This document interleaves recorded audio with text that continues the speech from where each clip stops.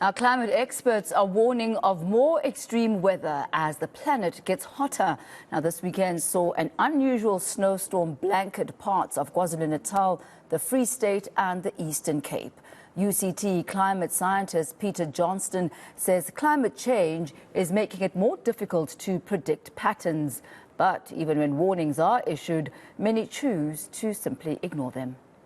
The Weather Service will issue a warning, and it's up to other sort of intermediate parties like Department of Transport or Department of Agriculture or Department of Social Welfare and so on to interpret these warnings and apply them to whichever sector they're in. The Weather Service's job is not to be able to apply it to every single person's individual circumstances. So it's a little unfair to say that they were to blame here.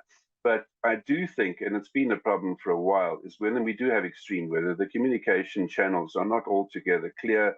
And to be honest, the public don't often take much notice of what's going on because they think, well, it's not going to happen to me. And we couldn't identify, even though the snow watchers were identifying places, even as far north as Pretoria, that might have snow, and that didn't happen. I think people don't really take it seriously. I know people were on the roads all weekend, despite there was despite the fact that there was a warning. More extreme heat, very, very definitely. But there's a lot of opportunity for more extreme cold. These massive systems are affected by the movement of heat.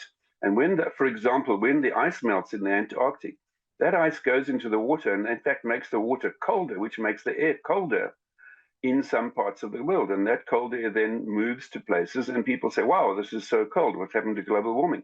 When it is in fact global warming that is causing these changes. So in a nutshell, global warming is going to cause our weather to be more extreme. So expect more flooding, expect more cold, not more cold episodes, but often when there are cold episodes to be more extreme. And certainly expect more extreme heat, more very hot days.